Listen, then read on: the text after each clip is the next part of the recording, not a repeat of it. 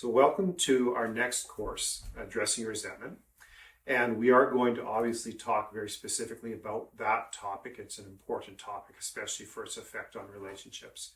But we're also going to look more generally, more broadly at anger, of which resentment is kind of a subset. So first of all, to understand what we're talking about by anger, anger is very functional, or it is supposed to be very functional.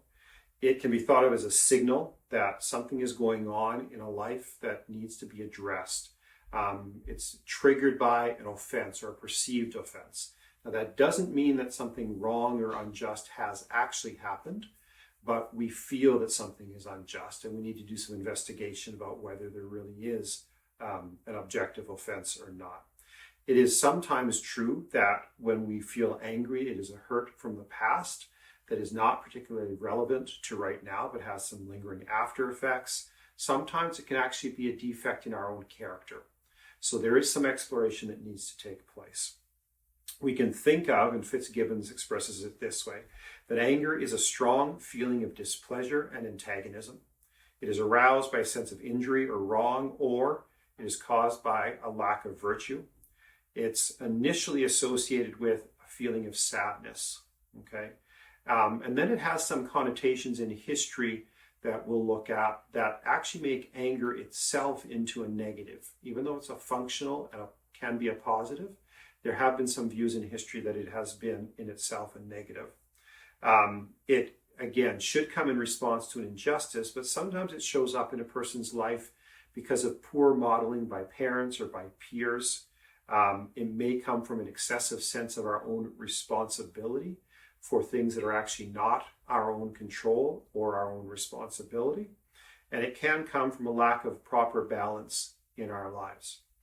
So we see in life that there are problems. These problems arise lots of times when we are in disagreement interpersonally, some kind of a difference that at least one of the people perceives a consequence to. So it is not negligible. There is something that's going to happen as a result of this. And so there are these problems in daily life. Many of those we solve, many of those actually also become unresolved, and then they can further escalate. So if they are not at the very beginning of enough kind of interest or weight that we give attention to it, it doesn't mean that they're always going to stay that way. They can later on become an issue. This becomes a dispute when one person acknowledges the difficulty, the difference, the problem, and wants to do something about that, wants it to become more functional. That can then become a conflict, in which case what we're talking about there is that both parties, or it could be more than two parties, but both parties are investing in escalating the dispute in order to either win or at least not lose. And this happens because the goals that they're going after are felt to be incompatible. We can deal with anger in a lot of different ways. One of the most common and most dysfunctional is to deny it. That happens lots of times in childhood. We'll explore why that happens, but essentially it is about a perceived powerlessness or an actual powerlessness. We can express it in an appropriate way. We can also choose to forgive, and we're going to explore that as well during this course. When we look at how anger is expressed, we can see it expressed between equals, and that could simply be called anger. We can see it as expressed from someone who is perceived to be a superior to an inferior. That is often termed as contempt. And when it is expressed from one who is perceived as inferior to a superior, that can be expressed as resentment. And so again, we need to talk about that. Both contempt and resentment have got serious consequences to them, although resentment tends to show up more frequently in the context that we're going to be looking at. So what are we aimed at? We're aimed at a type of emotional regulation. So emotions exist in our lives for lots of very good reasons. We're going to talk about ways to conceive of that. In fact, one of the very first ways that I'm going to talk to you about that is to think of it as an instrument panel on a vehicle. And so emotions are giving us information, and we make decisions, rational decisions based on the information that they are giving to us. The information that the instruments, the emotions, give to us is not always accurate. We can have a malfunctioning instrument panel, okay, and we'll talk about that as well. Emotions, however, are important.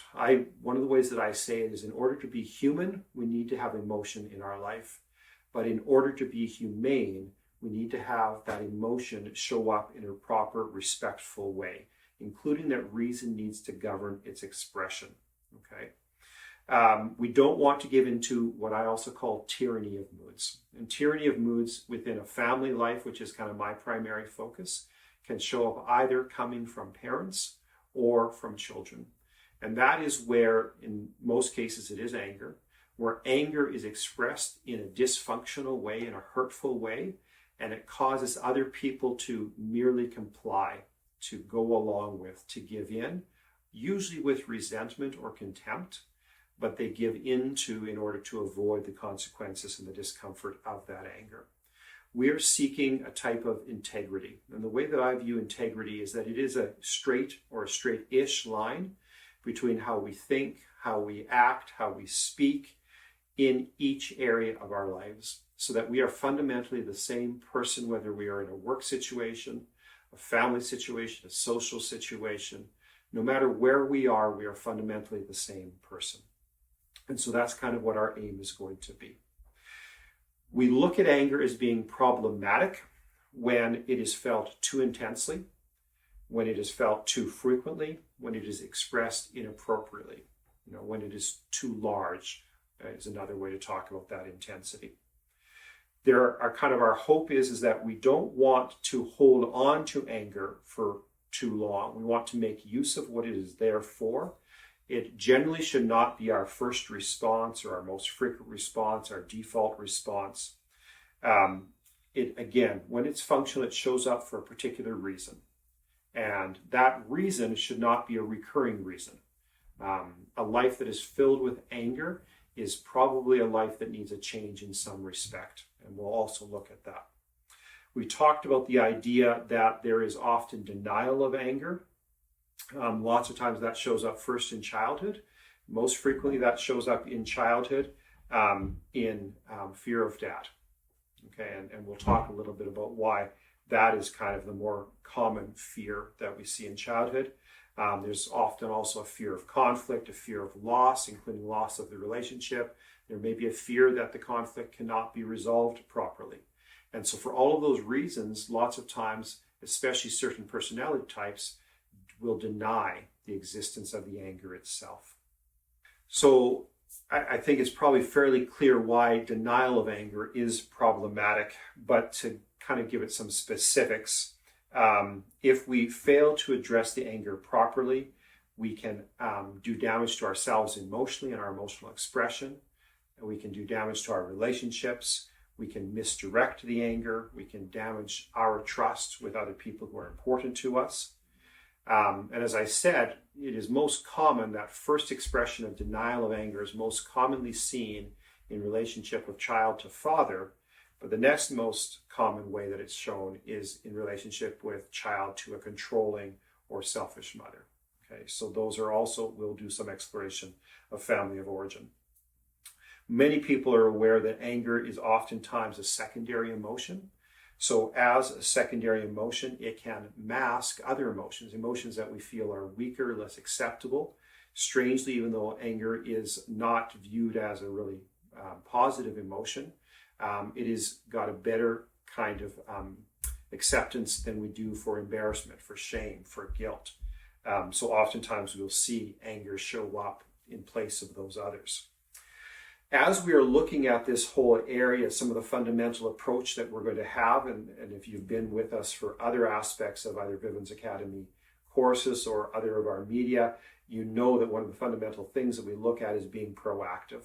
So taking responsibility for your own life, being creative in living the life that really you want to have, and making decisions towards that end. Having a goal in mind that you're actually trying to pursue.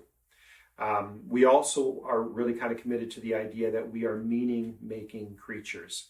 And so we like to see how life makes sense. And lots of the way that we do that is that we look at cause and effect, and then we interpolate or interpret what the meaning is from that.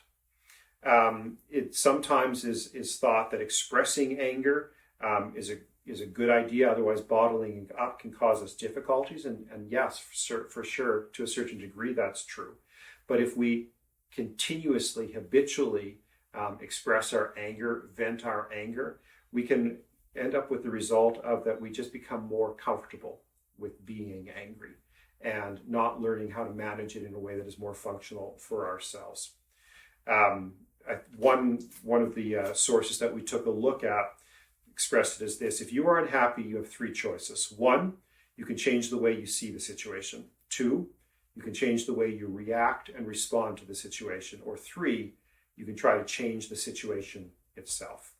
Obviously, there's also a fourth choice, which is to continue to resist what is, to remain angry, unhappy, and uncomfortable, and to blame the world for not changing. That is not our philosophy. Our philosophy is to help you, again, to seek life's fullness, and that is to take a look at what is available to you. Many people are familiar with the serenity prayer, which says, Lord, help me to have the serenity to accept the things I cannot change, the courage to change the things that I can, and the wisdom to know the difference. And that's also kind of, I think, a fundamental philosophy as well, is to look at the situation as it really exists, and then to make some intelligent choices as a result of that. I often will use the phrase to say, control yourself so other people don't have to. And often we'll use that when we're talking about younger people. But that's also, I think, very, very true for us as adults, so that we recognize that socially, and even in a smaller version of socially in our own relationships, that if we don't act appropriately, then other people need to do things in response to that.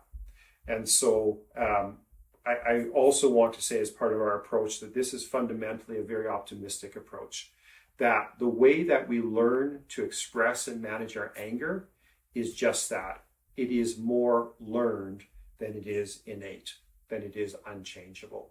There are certain things that come with us that are fundamental to us, our temperaments, but we control very much of what's happening in our lives.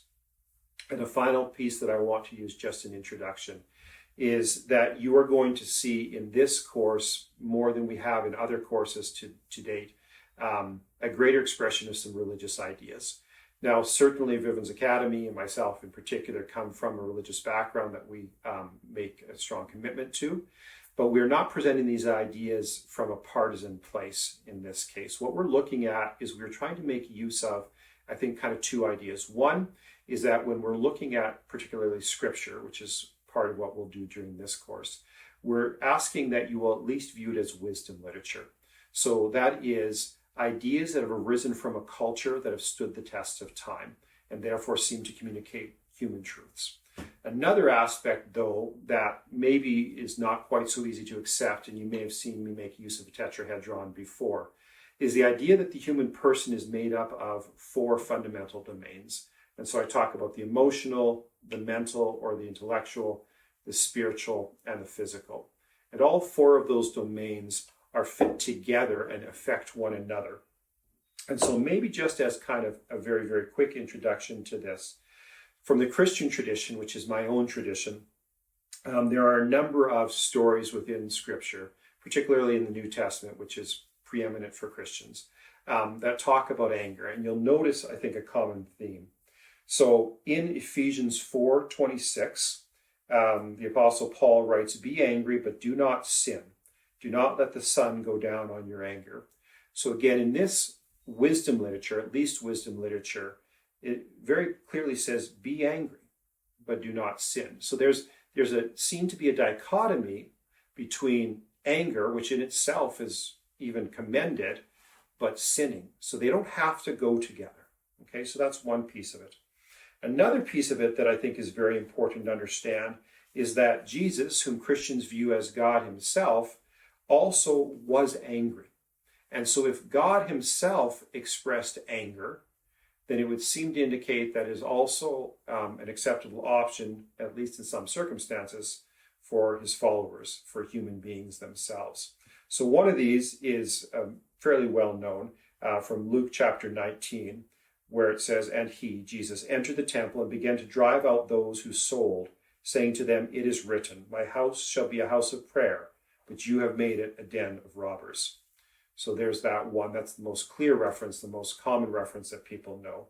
But also in Matthew 16, and it says there at verse 21, "From that time Jesus began to show his disciples that he must go to Jerusalem and suffer many things from the elders and chief priests and scribes, and be killed, and on the third day be raised.